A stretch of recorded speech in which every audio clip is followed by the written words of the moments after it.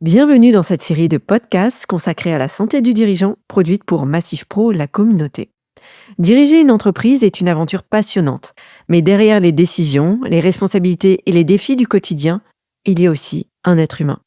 Un dirigeant qui doit prendre soin de son énergie, de son équilibre, de sa santé physique et mentale pour pouvoir continuer à avancer durablement. Au fil de ces 7 épisodes, nous allons explorer ensemble des sujets essentiels tels que le stress, la solitude du dirigeant, la santé physique, la santé psychique, l'équilibre entre vie professionnelle et vie personnelle, la prévention du burn-out ou encore la capacité à avancer malgré la peur. Je suis Astrid de Ballon, entrepreneure, conférencière et créatrice du fitness neuro-émotionnel. Depuis plus de 10 ans, j'accompagne des dirigeants, entrepreneurs et porteurs de projets à développer leur performance tout en préservant leur équilibre personnel.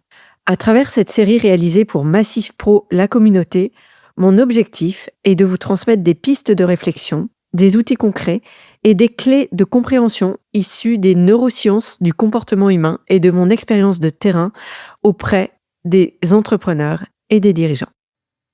Dans cet épisode, nous allons parler du stress et de la pression du dirigeant. Je crois que tous les dirigeants et les entrepreneurs aspirent à gérer leur boîte et à performer avec sérénité. Ce qui est paradoxal, c'est que quand on est entrepreneur, quand on dirige une entreprise, on aime l'adrénaline. Cette hormone agit comme une montée d'énergie qui nous donne de l'élan quand un projet démarre, quand on signe un contrat, quand on relève un défi que personne n'aurait cru possible. Cette adrénaline est un véritable carburant. Elle nous fait construire, avancer, créer. Le problème avec cette hormone, c'est le surdosage. Parce qu'à un moment donné, ce n'est plus nous qui gérons l'adrénaline, c'est l'adrénaline qui nous gère. On se dit qu'on se détendra pendant les vacances, qu'on va se remettre au sport, au yoga, qu'on va faire des exercices de cohérence cardiaque. Sauf que les vacances arrivent et on met plusieurs jours à enfin pouvoir se détendre.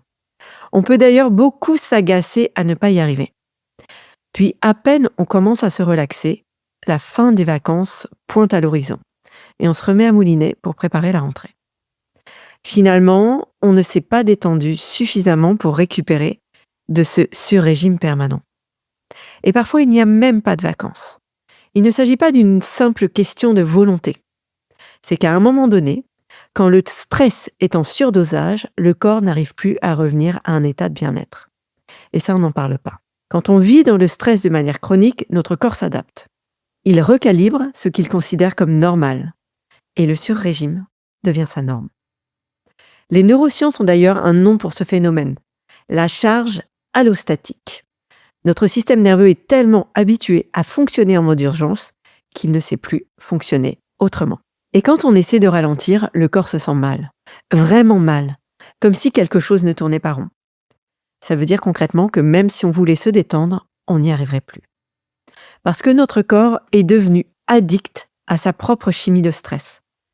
Si on laisse les années passer sans s'en occuper, on finit par subir son état émotionnel et son état physiologique plutôt que de le choisir.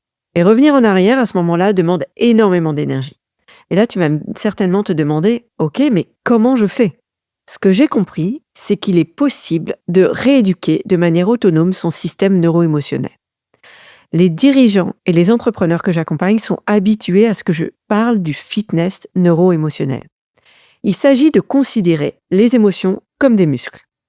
Et c'est effectivement ce que sont réellement les émotions d'un point de vue neurobiologique.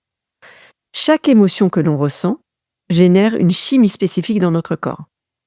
Des neuropeptides, des signaux qui voyagent jusqu'à nos cellules. Et à force de répéter une émotion, nos cellules développent plus de récepteurs membranaires à cette chimie. Notre corps devient littéralement addict à ce qu'il ressent le plus souvent.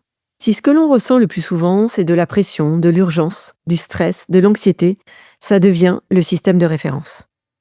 Mais si on commence à pratiquer de manière consciente et volontaire d'autres muscles émotionnels, comme la joie, l'enthousiasme, la gratitude, la confiance, la certitude, le courage, quelque chose se passe.